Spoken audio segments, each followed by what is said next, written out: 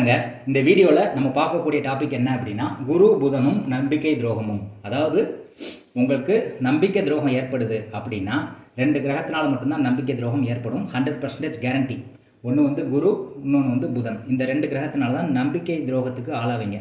நீங்கள் என்ன கேள்விப்பட்டிருப்பீங்க அப்படின்னா, குரு புதன் ரெண்டுமே சுப கிரகங்கள், இவங்களால் வந்து கோடி குற்றங்கள் நிவர்த்தியாகி நன்மைகள் விளையும் அப்படின்னு நீங்கள் கேள்விப்பட்டிருப்பீங்க. ஆனால் ஒரு நன்மை கூட நீங்கள் வந்து அடைஞ்சிருக்க மாட்டீங்க. நம்பிக்கை துரோகத்துக்கு தான் ஆளாயிருப்பீங்க. அது எப்போ ஆளாயிருப்பீங்கன்னா, குரு வந்து உங்களுக்கு பாதிப்பை கொடுக்கக்கூடிய அமைப்பில் இருந்தால் மட்டும் அந்த வேலையை வந்து குரு செய்யும். நல்லது பண்ணக்கூடிய அமைப்பில் இருக்கும்போது அவ்வளோ பெரிய லெவலில் வந்து பாதிப்பை ஏற்படுத்துறதில்ல. நான் வந்து நீங்கள் நம்பிக்கை துரோகத்தினால நீங்கள் ஏமாற்றப்பட்டிருக்கீங்க அப்படின்னா, அதுக்கு குரு புதனை தவிர வேறு எந்த கிரகமும் அந்த வேலையை செய்யாதுங்கிறத 100% கேரண்டி கொடுக்குறேன் உங்களுக்கு. செக் பண்ணி பாருங்கள். அதாவது வந்து இந்த 4 ராசிகள் மிதுனம், கன்னி, தனுசு, மீனம், இந்த 4 ராசிகளை வந்து உபய ராசிகள் அப்படின்னு சொல்கிறாங்க. ஏன் உபய ராசிகள் அப்படின்னு சொல்கிறாங்கன்னா, இந்த 4 ராசிகளுக்கும் வந்து 2 தன்மை கொண்ட ராசி அப்படின்னு பேர் இருக்குது. ரெட்டை ராசிகள், ரெட்டை தன்மை கொண்ட ராசிகள் அப்படின்னு பேர்.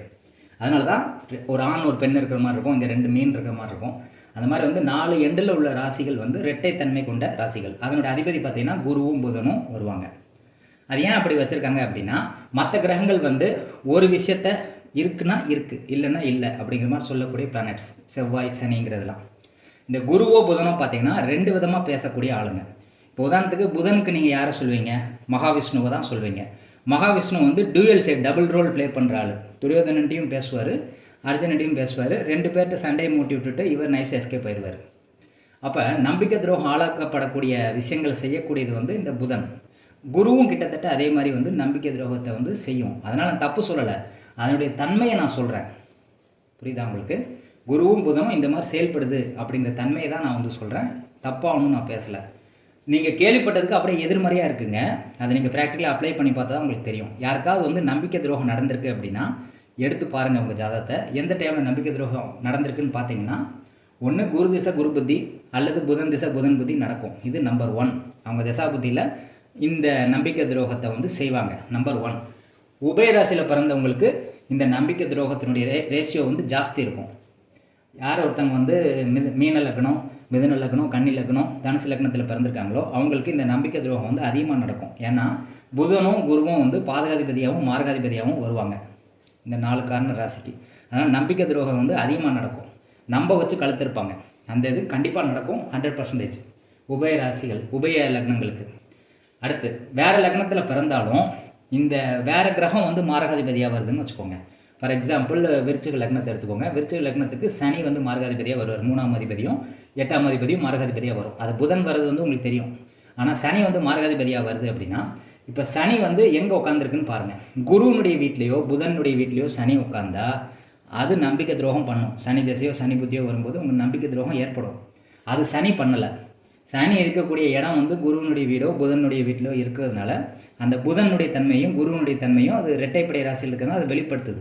அப்போ குரு வீட்லேயோ புதன் வீட்லேயோ எந்த ஒரு பிளானட் மார்காதிபதியாக வந்து நிற்கிதோ அந்த பிளானட் வந்து நம்பிக்கை துரோகத்தை செஞ்சு உங்கள் பொருள் வந்து பறிபோகும். நம்பர் 1. நம்பர் 2 வந்து குரு திசையோ குரு புத்தியோ புதன் திசையோ புதன் புத்தியோ வரும்போது நீங்கள் நம்பிக்கை துரோகத்துக்கு ஆட்படுவீங்க. நம்பர் 2. நம்பர் 3 வந்து குருனுடைய நட்சத்திரங்கள் புனர்பூசம், விசாகம், புரட்டாதி, புதனுடைய நட்சத்திரங்கள் ஆயில்யம், கேட்டை, ரேவதி. இந்த நட்சத்திரத்தில் வேறு பிளானட் இருந்து அது பாதகாதிபதியாவோ மார்காதிபதியாவோ இருந்தது அப்படின்னா அவங்களும் வந்து இப்போ குரு நட்சத்திரத்தில் ஒரு பிளானட் இருக்குது, செவ்வாயே இருக்குதுன்னு வச்சுக்கோங்களேன். விசாக நட்சத்திரத்தில் செவ்வாய் இருக்குதுன்னா அது குரு மாதிரி செயல்படும், நம்பிக்கை துரோகத்தை செய்யும். ஆனால் செய்கிறது வந்து செவ்வாய்னு நீங்கள் நினச்சிட்ருப்பீங்க. நம்பிக்கை துரோகம் செய்கிறது செவ்வாய் கிடையாது. குருனுடைய நட்சத்திரத்திலிருந்து குருனுடைய வேலையை தான் செவ்வாய் செய்யுது. அப்போ நம்பிக்கை துரோகத்தை செய்யக்கூடிய கிரகம் குரு தான், செவ்வாய் கிடையாது. அப்போ இதே மாதிரி வந்து புதன் நட்சத்திரத்தில் வேறு ஏதாவது பிளானட் இருக்குது, அது பாதகாதிபதியாவோ மார்காதிபதியாவோ வருது அப்படின்னா, இப்போ உதாரணத்துக்கு சந்திரன் வந்து கேட்டை நட்சத்திரத்தில் இருக்குதுன்னு வச்சுக்கோங்களேன், புதனுடைய நட்சத்திரத்தில், அது வந்து நம்பிக்கை துரோகம் செய்யும். அதாவது சந்திர தசையோ சந்திர புத்தியோ வரும்போது நம்பிக்கை துரோகம் செய்யும். அப்போ நீங்கள் தெரிஞ்சுக்க வேண்டியது என்ன அப்படின்னா, இந்த 4 ராசிகளில் இருக்கக்கூடிய பிளானட்ஸ் வந்து பாதகாதிபதியாவோ மார்காதிபதியாவோ வந்தது அப்படின்னா கண்டிப்பாக வந்து உங்களுக்கு நம்பிக்கை துரோகம் நடக்கும்.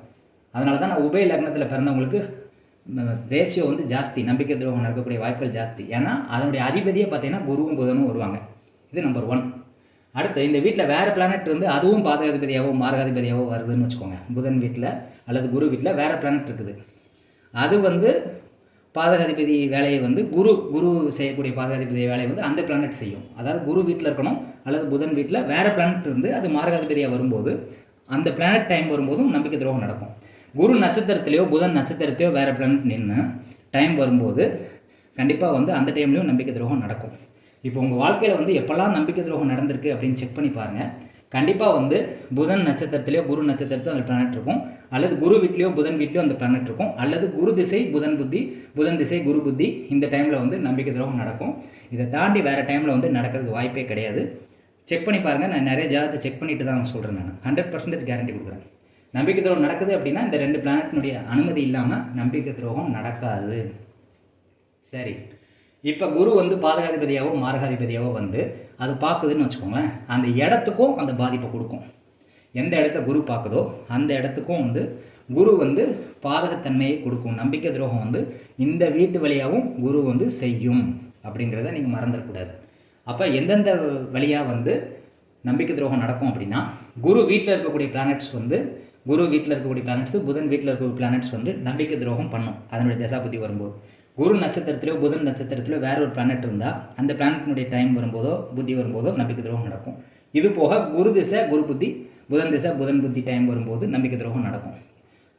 இதே மாதிரி குரு பார்வைப்பட்ட இடம் இருக்குது பார்த்தீங்களா, அங்கே ஒரு பிளானட் இருந்ததுன்னா அந்த பிளானட் டைம் வரும்போதும் நம்பிக்கை துரோகம் நடக்கும்.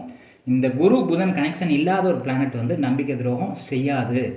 1000% கேரண்டி கொடுக்குறேன். நான் செக் பண்ணி பார்த்துட்டு கன்ஃபார்ம் பண்ணிக்கோங்க. உறுதியாக நான் சொல்கிறேன். அப்போ எப்போ இது நடக்கும் அப்படின்னா, பிளானட்ஸ் வந்து பாதகாதிபதியாவோ மாரகாதிபதியாவோ இருந்து அது குரு நட்சத்திரத்திலோ புதன் நட்சத்திரத்திலோ இருந்தாலோ, குரு வீட்டில் இருந்தாலோ புதன் வீட்டில் இருந்தாலோ அந்த சம்பவத்தை செய்யும். குருவோ புதனோ பாதகாதிபதியோ மாரகாதிபதியோ வந்தால் அதுவுமே வந்து நம்பிக்கை துரோகம் செய்யும். அப்போ நீங்கள் யார் எப்போல்லாம் ஜாக்கிரதையாக இருக்கணும் அப்படின்னா, புதன் நட்சத்திரத்திலோ குரு நட்சத்திரத்திலையோ குரு வீட்டிலையோ புதன் வீட்டில் இருக்கக்கூடிய பிளானட்ஸ் வந்து மாரகாதிபதியாவோ பாதகாதிபதியோ வந்தால் அந்த டைம் வரும்போது நம்பிக்கை துரோகம் நடக்கும். பார்த்து ஜாக்கிரதையாக இருங்க. இதை புரிய வைக்கிறதுக்கு அந்த வீடியோ வந்து நான் போட்டேன். இவங்க வந்து சூப்பர், இவங்க நல்லது பண்ணுவாங்க நீங்கள் நினைக்காதீங்க. கண்டிப்பாக வந்து உங்களை மாட்டி விட்டு போயிடுவாங்க. உங்கள்கிட்ட வருமானத்தை வந்து பறி போயிடும். காசை வந்து ஏமாற்றிடுவான் நல்ல மாதிரி நடிச்சு. இப்போ ஃபார் எக்ஸாம்பிள் வந்து இந்த புதன் அப்படிங்கிற என்ன பண்ணும் அப்படின்னா, மொபைல் மூலிமா வந்து உங்களுக்கு பேங்க்கில் வந்து டிரான்சாக்ஷன் பண்ணுறேன், அது பண்ணுறேன், நீங்கள் அமௌண்ட் போட்டு கொடுங்க அப்படிங்கிற மாதிரி சொல்லி செய்கிறது வந்து புதன் சம்மந்தப்பட்ட புதன் தானே கம்யூனிகேஷன். அப்போ மொபைலுங்கிறது புதன் தானே. அது மூலிமா தான் உங்களுக்கு ஏமாற்று வேலைகள் வந்து நடக்கும். புரியுதா உங்களுக்கு? அப்போ ஏமாத்துற டைம் நீங்கள் செக் பண்ணி பார்த்துக்கோங்க. கோச்சாரத்திலேயே வந்து இந்த ராசியில் வந்து குருவோ புதனோ ட்ராவல் ஆகும்போது அந்த பாதிப்பை கொடுக்கும். வேறு கிரகங்கள் டைம் நடந்தாலும் அதுவும் குரு நட்சத்திரத்திலையோ புதன் நட்சத்திரத்திலையோ சம்மந்தப்படாமல் அந்த துரோகம் நடக்காது. செக் பண்ணி பார்த்துட்டு கன்ஃபார்ம் பண்ணிக்கோங்க. எதையுமே வந்து குரு புதன் நல்லவர் அப்படிங்கிற ஒரு கன்க்ளூஷனுக்கு யாரும் வராதிங்க. இவங்க 2 பேர் தான் நம்பிக்கை துரோகம் பண்ணுவாங்க அப்படிங்கிறத கேரண்டியோடு நான் சொல்ல கடமைப்பட்டிருக்கேன். நன்றி, வணக்கம்.